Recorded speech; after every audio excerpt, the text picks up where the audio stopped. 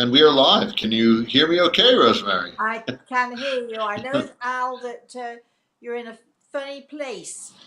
Yes, We're hoping it's not too grainy for people. Or you tell them where you are, or if you want to, whatever. You start the show. You start the sure. show, Al.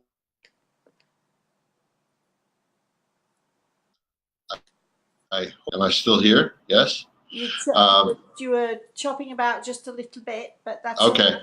So I'm actually at a robotics competition in a back room, way in the back here, in the University of Denver. So I'm hoping that the Wi-Fi stays good enough so they can hear what I'm saying. Rosemary, I'll turn it over to you to talk about what we are going to discuss on Everything Is Attitude tonight. I don't even know what we're going to discuss. I think we're winging it. Hello, everybody, and I know that people be saying, "But where is she then? If Ali's in wherever you are, the ice rink, I think at the moment. Where is Rosemary? Well, because I my backdrop is different. Have you noticed?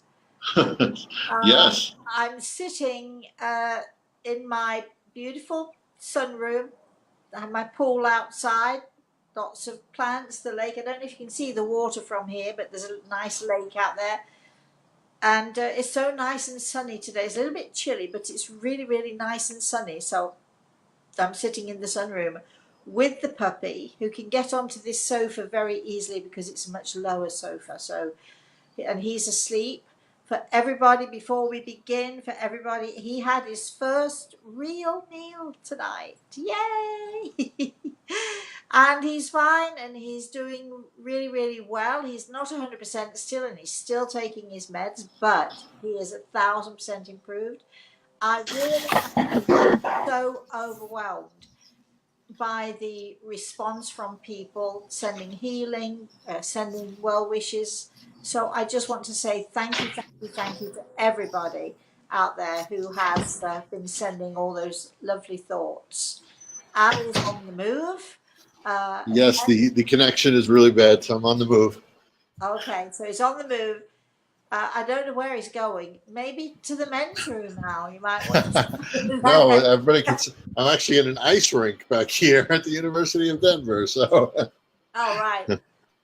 So, well, while you're on the move, then, and I'm hoping that if the connection isn't good, I'm hoping people can see me anyway.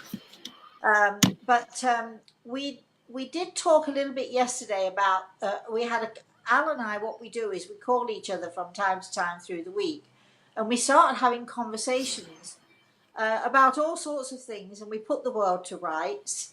And then as I did yesterday, I said to her, you know, that would be a really great subject for tomorrow night. Everything is attitude, because I talked to you yesterday and thought that would be a really great subject. So I said to her, that would be a really fantastic subject.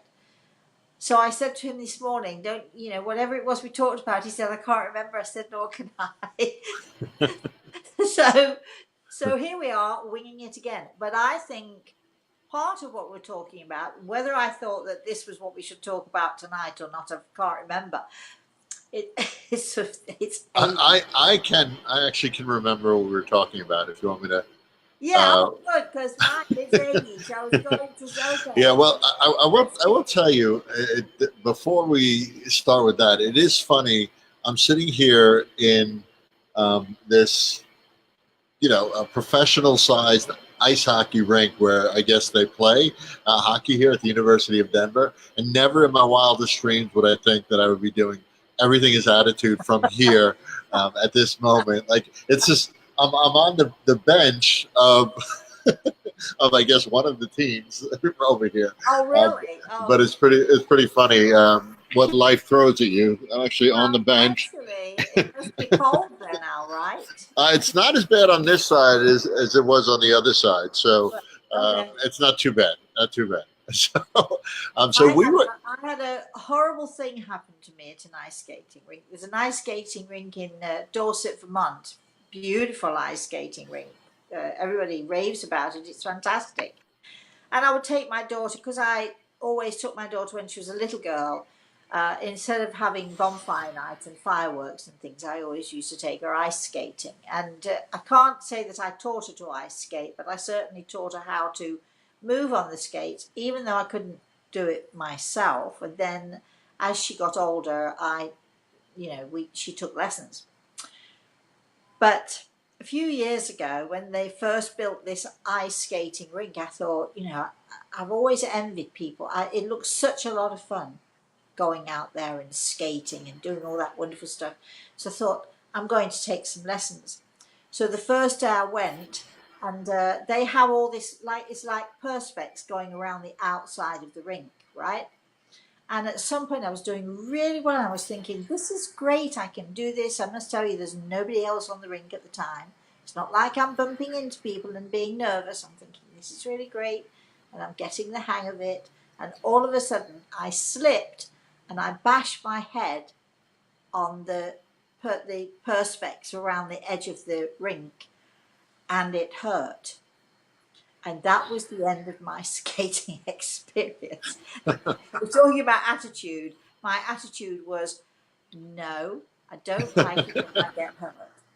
And also my friend Andrea, Jeff's wife, she was skating on their lake, the lake outside of their house, and broke her arm. So that just tells me that anybody foolish enough to ice skate, they can have it and enjoy it, and I hope they do. And my daughter loves it, so there we are. But there's no ice in Florida. Okay, what was the subject for this evening? Because I don't know. We were talking about past few weeks. This has come up a few times, and I think on a few of the Thursday shows this has come up. Really about putting yourself out there, energy-wise, putting yourself out there and opening yourself up to the energy that's out there in the universe, and the responsibility that goes with it. And we were talking specifically about opening yourself up, that open door, and leaving your front door open, like you mentioned a few times, Rosemary, Yeah. and not wanting just anything to come in, and being really careful in general about having an attitude of openness to sensitivity and openness to the universal energy, but be smart about it, right? That's really what we were been discussing a lot. I think that because we've started these online courses, and we've got I have to say, we've got a lovely bunch of students, and they've only been doing it for a week, and it makes me smile because they are so eager and they are so keen, and they're giving themselves such a really hard time, because not only do we do the online course, we also have a Facebook page that they can go into. It's just a page just for the students, and they interact with each other. They are very helpful to each other and very supportive of each other. Of course, that's what we encourage, and we have mentors and so on. So it's great. Even after the lesson, it's great to see what they're writing, see what they're up to, and see how they're getting on with the lesson that we're doing at the moment. And it's funny because none of them really feel that they're doing well, and I think they're doing really, really well. But as I had to do last night on the live show, there's a point where when you're teaching people, or when you're learning about whichever subject it is, I suppose, doesn't matter what the subject is, except that if you're a healer, or if you're a doctor or a nurse or a psychiatrist or a therapist or whatever, or if you're someone like myself, or you in education, Al, you learn, we learn a great deal, but when we impart that knowledge, I feel that we have to be really responsible in the way that we impart that knowledge, and we have to be really responsible in helping our students to understand the responsibility, because as they're learning and as they're growing, of course they're going to want to share some of what they're learning and growing. They're going to want to share with everybody else some of the experiences that they're having, which is great, except that people aren't always sensible. People aren't always cautious. People aren't always careful. at the moment we're doing is, Al is, because Al is, you're one of our mentors. We're helping people to understand what meditation is really all about, not contemplation.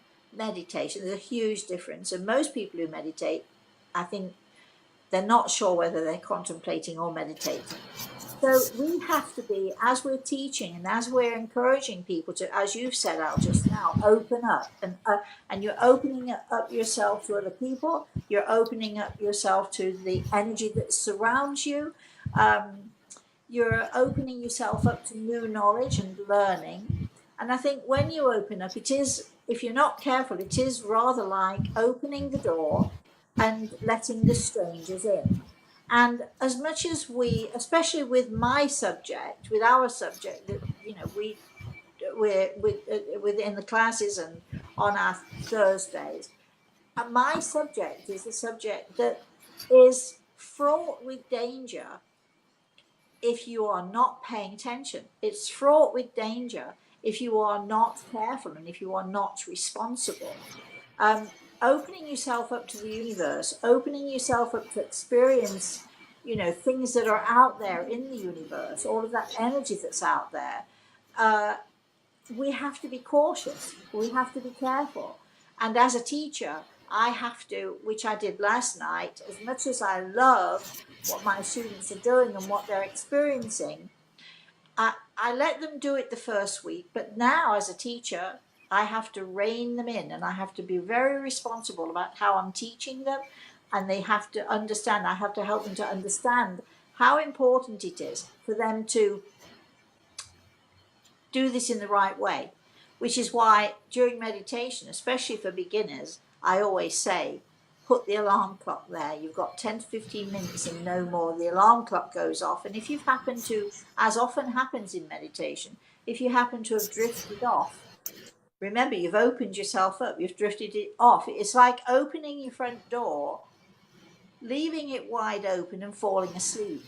Anybody can walk in. Anything can happen. And again, I'll say, as much as we like to think that it's all sweetness and light and angels and sunbeams and moonbeams and all of that stuff, which of course it's all of those things, but there are also, things that are, we can, if we're not careful, we can get into, straying into the dark side. We can get into straying into something which is actually really good and pure, but if we don't know what it's about and we don't understand it, we can get ourselves extremely confused about what's happening with us. I see you're still wandering out. I am, yeah. Hoping that connection will be solid enough. We're going to have a positive attitude here. Yes. I'm getting steps in, so that's good, right? Pardon? I said I'm getting steps in, so that's good. I'm getting some exercise in. Oh, I see. Oh, yeah. Well, I don't know about that so much. not much exercise. No. So this is what we were talking about, right, Al? So do you want to say anything about that before we move on? I mean, the biggest thing I think is to remember. I always think of it sort of as that yin and yang, that balance. For every good, there's a bad, and I think without scaring people about half to death about what's possible out there. Just if you just imagine it like that, everything is in balance, right? In the universe, all the energy is in balance. So for all that wonderful, beautiful stuff, there's also other stuff out there that's not so beautiful. And I'm in, like you said, education and teaching and technology, and for those who know just enough about technology to be dangerous, and they could crash a whole computer or ruin a whole ecosystem in education, right? Yeah, or installing something that they shouldn't install. So you're right. It does happen with really in any area of life. You start feeling ill. You research something online, and you have symptoms of some horrible disease, and all of a sudden, you're going down this path of really negative because you think you have that disease when you really don't know much about it. I'm not discouraging people from doing research when they have an ailment, but that kind of thing, right? you've got to be grounded about it, haven't you? You do. You've got to have a good I think attitude. that's the key. You've got, I remember when my grandson was a baby, and for every little sniff and sneeze, for every little issue and every little problem, my daughter was, she would call me up, what shall I do, this and this, and then she'd go on the internet and she'd scroll down, and she'd come back to me, oh, this symptom means this, and it could be that, or it could be something else.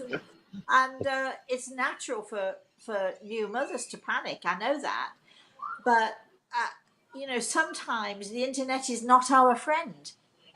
I mean, I Right. love it. On the one hand, I can say to Alexa, play music, and I've just done it now. Don't know whether she's going to listen to me, but I see the blue light going. But on the other hand, I think we were talking the other day about when I was writing. Of course, I'm still writing, but there was a time when, especially with my first books, I would have next to me, I would write by hand, first of all, even though computers were out. I mean, I might be a dinosaur, but I'm not quite that old.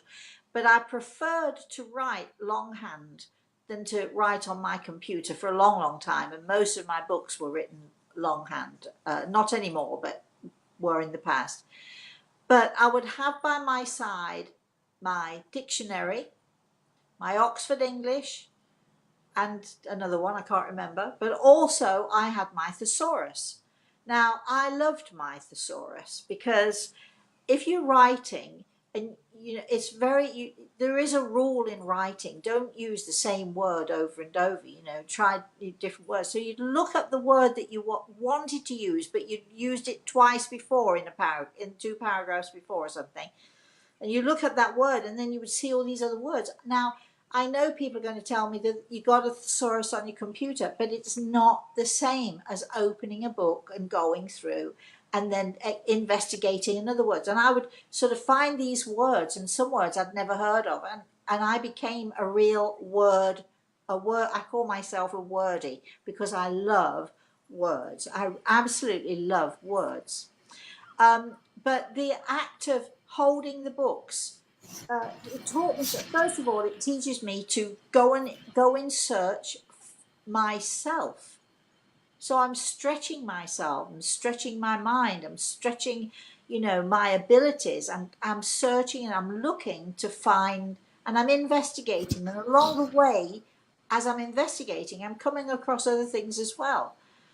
Now it's you ask the phone something, or you Google something, and I mean, even at kids at school, and I know your kids do this, and I'm pretty sure they do this, if they're struggling with something in their homework, at one time they had to go and search. They had to go to the library, or they'd get books down, and in that searching process, you discovered other things as well. Now it's, hey, tell me what this is, and that's the end of it. They tell you what it is, and there it is, and there's no more investigating. And I do feel, although we can't live without it, I do feel that there's a huge downside to the technology that we use today, because it stops us. I do wonder if all of a sudden the lights went out and there were no computers, I wonder how many of us could actually survive. Yeah, it would be challenging, not just for the kids. I think adults have depended on asking Alexa or Google or whoever. They don't even get up out of their seats anymore. So it's a challenge. We become so reliant on these things, and so especially if you're teaching your kids, or I'm teaching my students, and particularly in my field, it's a little bit like the surgeon. There is nothing better as a teaching tool than to show someone what you're doing, to then encourage them to take actions so they can learn how to do this too. You can read about something, you can ask Google or whoever it is, but all of that is cranial knowledge, what I call cranial knowledge. The knowledge is in your head, you access it from some computer or another. you can get the answers. Oh yeah, this is this, but you don't really understand it because you haven't experienced it properly. Yeah, And and it's funny you're talking about the internet. We were talking about sort of that energy of the universe. The internet is similar, right? I mean, you go out to the internet, you find some wonderful things, but you go in the wrong place, and there's something called the dark web where you don't want to go in those places. So you really, it kind of parallels what we were talking about, the energy of the yeah, universe as well. we were also talking about the quick fix, and this is one of the problems that I have with doing my online courses, because usually I'll either teach in a big hall, I'll teach at a seminar or what have you, but I've got people there face to face with me. I can see them, I can interact with them. Or my students, that usually teach either from my home, or we'll have a classroom environment and teach from there. But you've got the students, and you can see them, you're with them, and you can encourage them and help them to figure out things for themselves. But nowadays we talk about anything at all. I can teach my students anything at all, and with a press of a button they can go and find all about it on the internet. The quick fix, it's called. And we're so used to the quick fix and wanting the quick fix that it's very, very hard to instill into people who really want to learn, who want to be students, that especially in my subject and with teaching kids out, there isn't a quick fix, is there?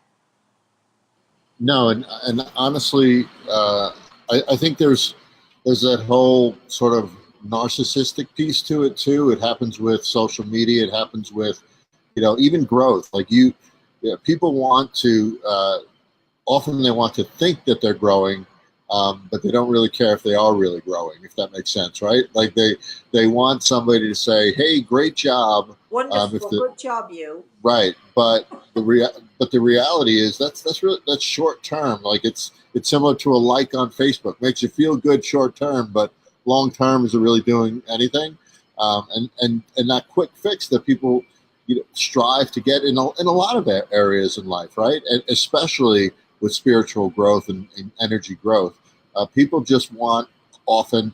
Oh, your energy is great. You're in alignment. You're doing wonderful. Good But job, the you. Well Good, done. right? But the reality of that actually helping them grow emotionally, spiritually, energy. But the reality of that is there's not much growth whatsoever. So the I would say to ask yourself in general, if you really want to grow, and it's really easy for you to grow, you're probably not growing, right? I mean, if you ask yourself, has this been an easy journey in spiritual growth or energy growth? And if the answer is yes, you're probably not getting confronted with the right situations, or putting yourself in the right situations that allow for that growth. Because growth is a challenge, growth is painful, growth is frustrating, right? All of those things that you get through, but it is initially those things, and then you can step up and have a good attitude about it.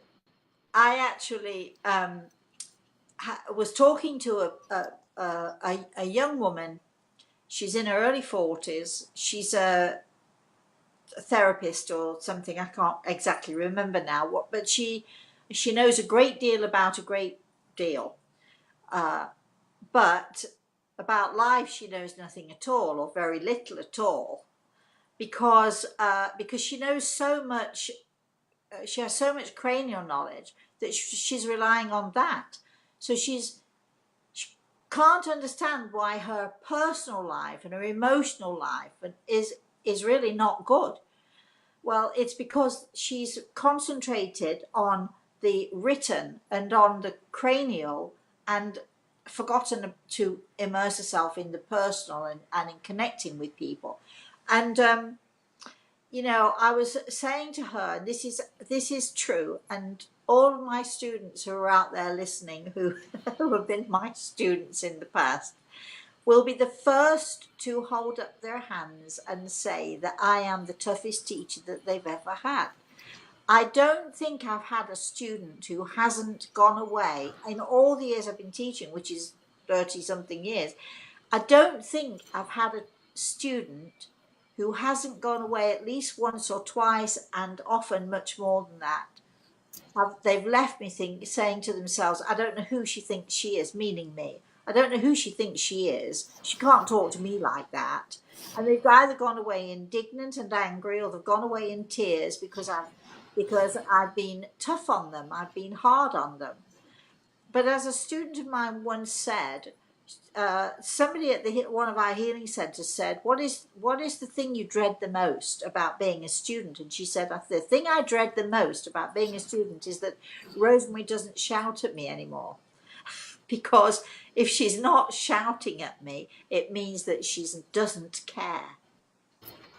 And so I do upset my students. I do give them a tough time. I know, Al, that you yourself have gone away indignant and so on from time to time in the past. And one of my new students actually wrote, very sweet, very lovely. Rosemary's such a lovely teacher. She's so nice and she's so sweet. And I'm thinking, only the first week. And I did say to them last night, okay, now I'm reining you in. I have to rein you in because I'm not having you going off into your own space. I want you to do exactly what I'm asking you to do. And one of the reasons with anybody out there who wants to learn, who wants to grow, whatever your teacher is, whoever your teacher is, and then whatever subject it is, what I do with my students, and I would suggest that all teachers taking on new students do this, is whatever experience you've had, and particularly in my field, I'm not asking you to discard everything else that you've learned. Absolutely not. But what I ask my students to do is put what you've learned to one side, follow my teaching, and at some point in the future, you might want to access some of what you've put to one side, or you might decide that you don't want it anymore because you've learned better or differently or more or what have you. But I'm not saying discard what you've learned. I'm saying when you come into a new environment and you have a new teacher, put to the side what you think you know. Put to the side what you have learned and listen to that teacher and come at it as a new person with new experiences. And I would say that to anybody in any walk of life, and whatever it is that you're learning, when you have a new teacher and someone else comes into your classroom, don't compare the last teacher with that teacher. Don't compare what they're teaching you with what you've learned before. Be open and willing to learn from someone new their way. And as you progress and as you go along, you will either find that their way is great and you're really learning, or you'll find that this is not for you, and that's okay as well.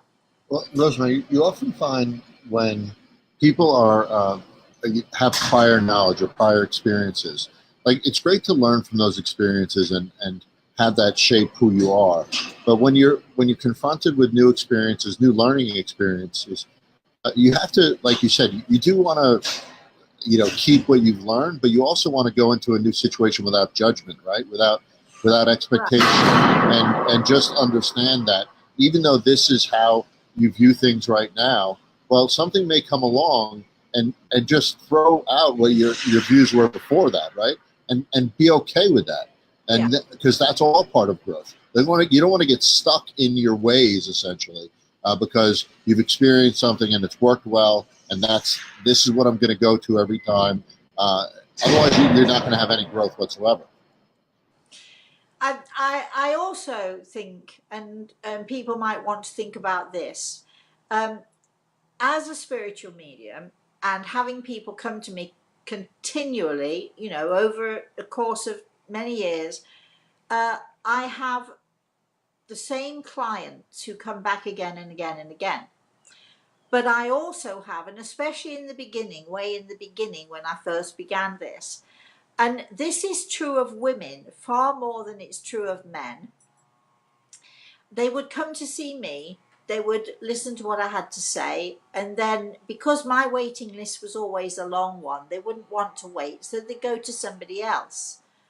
and then they go to somebody else, and then they go to somebody else, and all the time not getting any satisfaction, and eventually come back to me. But when they came back to me, if they said, well, I went to so and she said such and such, I would say, well, if you're happy with that, that's great. You need to go back to so and so.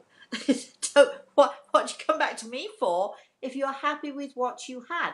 And if you are trained by a teacher, whether it's with healing, if you're doing Reiki, if you're doing the kind of healing that I do, if you're, you're like a volunteer student, not a kid who has to go to school, but you're a volunteer student. So many people that I've spoken to over the years, they might have spent thousands and thousands of dollars on a course, a 2-year course or a 3-year course, and at the end of it, it's great, and they get the certificate, and then what do? They've got nowhere to go because nobody wants to take them further. And they've got nowhere to go with it, and they're lost because at the end of the day, even though they've spent all that money, they don't know what to do with the knowledge that they have. So if you've had that kind of training, then then your teacher has left you sort of hanging out there in the air. If you keep going from teacher to teacher to teacher, if you keep looking for, because that's what it is, searching for the answers, and you go from teacher to teacher, you haven't found the right teacher, and you're looking Rosemary, for a quick fix. Yeah, and you're not necessarily looking for the answers. You're looking for the answers that you want to hear, right? So Yes, so exactly. right. I mean, you can't like, and if that's your journey and that's what you want to, how you want to approach Sure. growth, you're gonna be spiraling your whole life doing that, Yeah. right? Because which people do, Al. People yeah, do that, and people get very frustrated because they don't seem to be learning anything, or they don't seem to be getting anywhere with it. And then they go to one person, they tell them one thing, they go to someone else, and they just get confused. People get confused because one person tells them something and then somebody else tells them something else.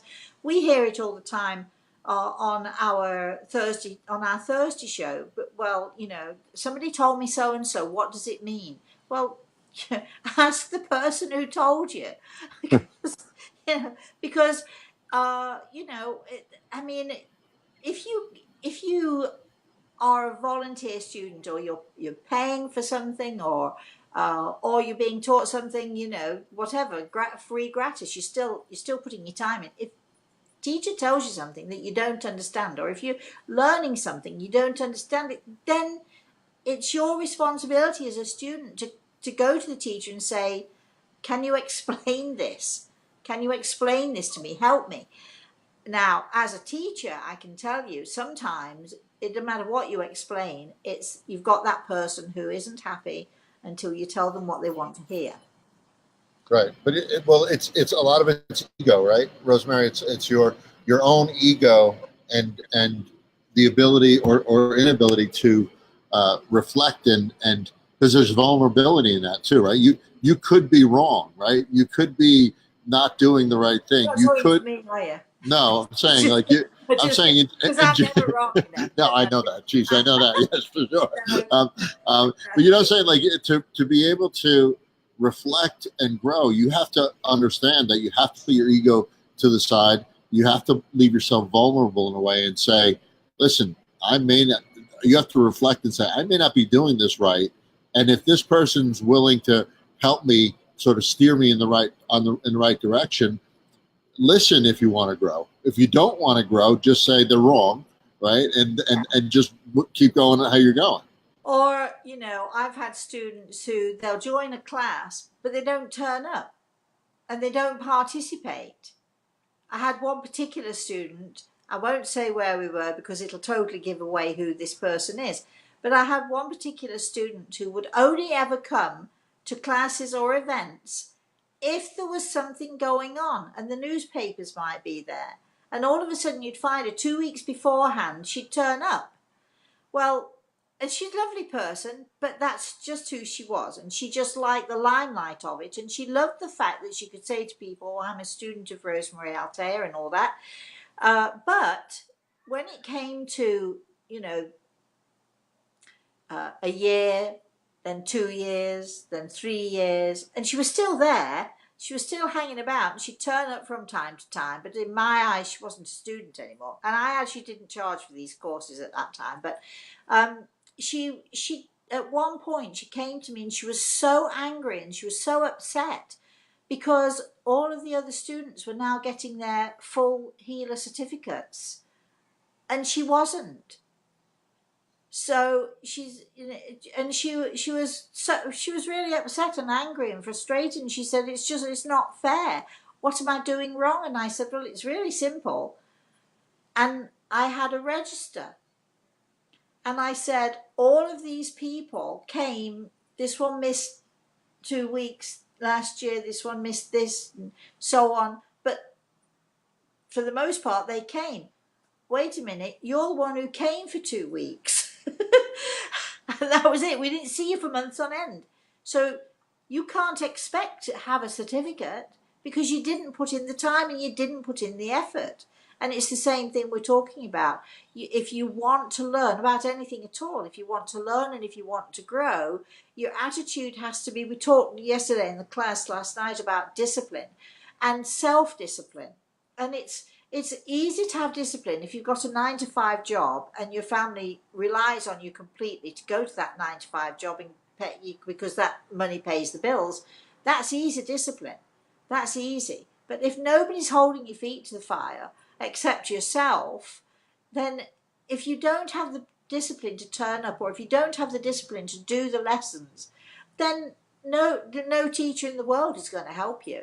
Nobody. So when you go into a thing, whatever it is, you have to have an attitude which requires discipline, discipline, discipline.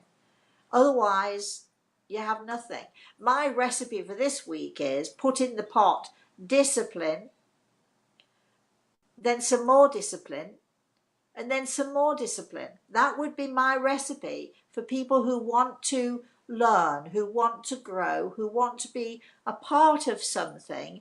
You have to turn up, and in order to turn up, you have to, it's no good saying, "I'm really interested in this and I really want to do it." The saying it doesn't work. I would also say, to be truly open, you need to let yourself be vulnerable and understand that the way of doing things may not be the right way, and be open to adjusting even things that may hurt your ego or hurt your confidence initially, or whatever it might be. Let yourself be open to that possibility, because if you don't let yourself do that, you could have all the discipline in the world, right? But you're not even going to get through the door. So you have to let yourself be vulnerable to change. I know that I'm a tough teacher. I also know that, believe it or not, especially with Americans, we seem to talk the same language, but actually we don't talk the same language. So sometimes it might seem that I'm a bit insulting. And by insulting, people don't like it if I say, "But you didn't do the work." And I don't think that's insulting. I just think I'm the teacher. You didn't do the work, you're going to get a C or a D. You're not going to get points from me if you don't do the work. And I know that some people take offense at that. But how am I to teach you if I'm not going to be stern with you when you don't do what you're required to do? And the amount of people who just want to take the bat and ball home, they're children. And if you're going to be a child, you cannot be a child in my class, because it's not going to work, because I'm expecting adults to turn up. I'm expecting grown-ups. And if you're not going to be a grown-up, I'm going to say to you, you either step up and be a grown-up. You've said you want to do this, and I want to teach you. But I have a responsibility to teach you in a good way, in a positive way. And, so students have to be, as you said, they have to allow themselves to be vulnerable. They have to stop and step back before they take the bat and ball home. They have to say, well, maybe she's got a point, or maybe he's got a point, or maybe that teacher, whoever it is, or that person who's trying to teach me, maybe they've got a point. And instead of being sulky about it, and sort of wanting to huff and puff and say, oh, I didn't like the way she spoke to me, step back a minute and ask why. Maybe my attitude, maybe I'm all wrong with this. If I'm not turning up and if I'm not doing the work, she or he or they are quite right to get upset with me. You're at a tournament right now. Your son has put in the work in order to enter this Right. tournament. I mean, if you I didn't put think, in the work, you wouldn't be there, right? yeah, and I think what happens too, and it goes back to what I was saying a little bit ago, when sometimes people get most upset when you tell them something that they know is true, right? Yeah. And it elicits an emotional response, and sometimes it's anger, sometimes it's withdrawal, sometimes it's defensive, whatever it is. So I think to truly grow, you stop those emotions, right? We're human, but you can stop yourself from spiraling down with those emotions, right? You can recognize when those emotions kick in and say, all right, I'm being defensive. Why am I being defensive? Is there truth to this? And let's reflect and see how I can change if there is truth to it, right? Yes, I agree. And I think another ingredient, Al, should be a mirror. There should be a mirror in that bowl. A good teacher will show a student, they'll show the student who they are. They'll show them the mirror. It's not the teacher's fault if the student doesn't like what they see. But if the student can get used to looking in the mirror and seeing themselves honestly as the teacher is trying to show them how to do that, if they can learn to look in the mirror and say, okay, maybe I need to change my attitude, maybe I need to think twice before I take my bat and ball home, maybe I really need to buckle down on this. If you can look in the mirror and be honest with yourself, rather than sort of point the finger at somebody else all the time, this is a real beginning for people to really learn, to grow, and to expand. And that's I mean, people who are focused and who have discipline and who are able to see when they've gone wrong with something, or when they're not putting in the effort with something. People who are able to see all those things are the people who are successful at the end of the day. But as I've said, it's easy when it's easy. It's not so easy when it's hard. Yeah, I will add something. This happened to me personally, but with growth too, you also have to be kind to yourself too, right? So there's a balance of being disciplined and making sure that you can reflect, but not what I tend to do sometimes is really beat myself up about things. Oh, If you're very bad at that. Right. So I would advise people to not follow that path, and because you could spiral down when you think you're not where you're supposed to be, or you think you're not growing in the way you're supposed to grow. You could become a martyrish in a way, right? And really beat yourself up over It's things a that you bit have. sulky. Right. Exactly. So you got to be careful. Sorry It's a for fine balance. yourself. Yeah. Yeah. Which is what you do tend to do. You tend to go down that path of, oh, I'm not good enough, and Right. then, The and self then you worth need thing, somebody everything. Yeah. like me to give you a good kick. Right. You do it for me. Exactly. I try my best. Do we have any comments on this? Do we have any comments coming in at all? Yes, we do. I had to move again because all Yeah, I the see that. I see you. I don't know if you guys can see that the kids are skating now. So Nice. Very so nice. it's starting to get loud in here. So you have a couple comments. Let's scroll to the bottom here. Christina said, "I'd rather be where Rosemary is." Yes, yes. Although it was nice here today, Christina. It was 60 here, right? So we love that. Someone said, Sharon said, it's beautiful here in Boynton Beach, Florida. Beautiful day. Sue says, beautiful day in Naples. Not Sharon. so far away from me, guys. You can always come visit. Always sit on my couch on a Thursday. Natasha says, good day from the outback of Australia. Hi, So, Natasha. Sharon says, unfortunately, there's a lot of misinformation out there, and some people are easily swayed Yes, into it is believing true. things they really shouldn't. We need Yes. to use caution and common sense in dealing with the internet in particular. Yeah, caution and common sense with all of this, right? Well, it's as I've always said, people need to keep the feet on the ground. Use your common sense, everybody. I mean, some things that people tell you just don't make any sense at all. It's just not. It's nonsensical. So don't ever be afraid to apply common sense to what it is that you're learning.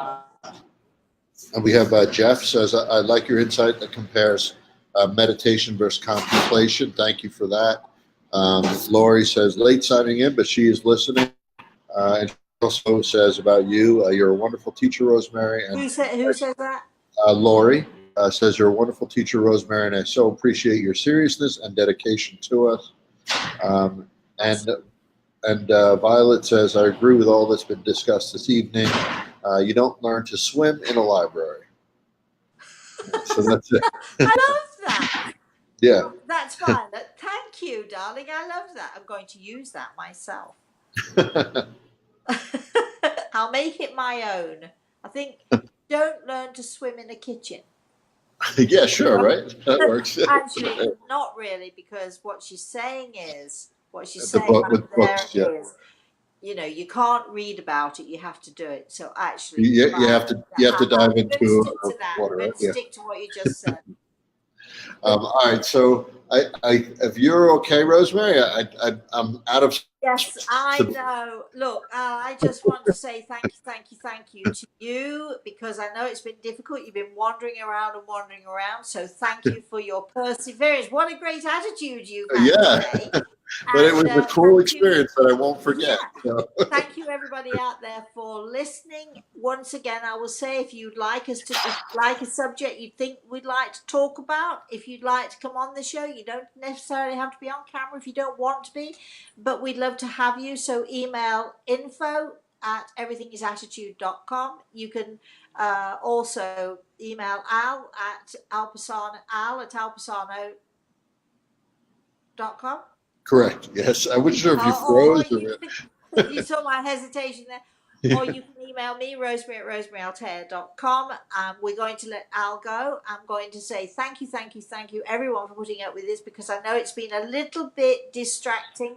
We can see all the skaters behind you. Yes. There's a window I mean, there. People see me looking all over the place the whole time. I was just trying. People were coming in, and it was getting noisy, so I was paying attention, but I was trying to make sure it wasn't too noisy. You did a really great job. Great attitude. Thank you very much. And we shall, if anybody wants to know any more about the online courses, email me, Rosemary, or al@everythingisattitude.com. Or info@everythingisattitude.com. We'll find you if you email us. If you have any questions or suggestions, we'd love those as well. Email me, Rosemary at rosemaryantaltair.com. And just Rosemary, on the course, it's building nicely. It's building a nice community, nice learning community. So it's not too late to come in. We'd love to have you. We just had a few students join. Yeah, and I do want to say, people, and I think this is my fault, I'm going to take the entire blame for all of this, although it really is your fault, Al, but I'll take the entire blame for all of this. Wait, what just happened? And I'm just kidding. It is my fault. I think I've given people the impression that if you can't make it on a Thursday at 9:00 for the live lessons, then you can't be eligible, and that actually isn't true, because we do the live lessons, but then people access them. So even if you can't make Thursday night at 9:00, you're still eligible for these lessons. So don't feel that because you can't be there live that you can't do this. We are getting lots and lots more people asking us about the lessons, and the students out there, I think, put it out on Facebook that you're having a great time. Laurie, I know you're having a great time. Do not tell people when I'm mean to you, because no, I'm not really. Am I really mean? Yeah, I can be mean sometimes. If a student is naughty, they're going to get a spanking. How does that sound? So if you want to know more about the lessons, or you want to join, then email Al or email me, and we'll put you we'll put you on the right path Yeah, to finding out Rosemary, and about. I think we'll say it's mutual culpability on that one. No, it won't. But No, I'll take the well, blame for it. honestly, the important part is that we're learning and growing with this process too, right? So we're not perfect, but it is fun learning and growing with a group of students that's really into their own growth, and seeing that unfold is great thing to It's be a part of. it really is lovely, and I'm enjoying it thoroughly. I will give you this one little story, and then we're going. Brief story. Many years ago, I walked out into my driveway. It was a sunny day. I was not feeling the best. I was having a bad time. And I stepped out into the driveway, and a butterfly, I was going for a walk, and a butterfly started going around and around and around and around. And I looked up the butterfly, and I was thinking, wow, it's a beautiful sunny day. And I think, oh gosh, how beautiful that butterfly, how lovely. And then all of a sudden it landed on my sweater, right on my shoulder. And I looked down, and I saw that one of its wings was torn quite badly. And I heard Grey Eagle say, not perfect, but yet still beautiful. And he was referring to me. I'm not perfect, but in God's eyes, we are all still beautiful. None of us is perfect, but we are still beautiful. Remember that. And we do Thursday YouTube, 11 o'clock Standard Eastern Time. We do this next week again, 6 o'clock Standard Eastern Time. And of course we have the lessons. And just for my students, another angel action coming their way on Monday. Yay! With that, please, please, please, until we see you all again, and I'll thank you. Please have a very, very, very blessed day. And I want to say good luck to Lucas with what he's doing, Al, as well. So have a very blessed day to everybody.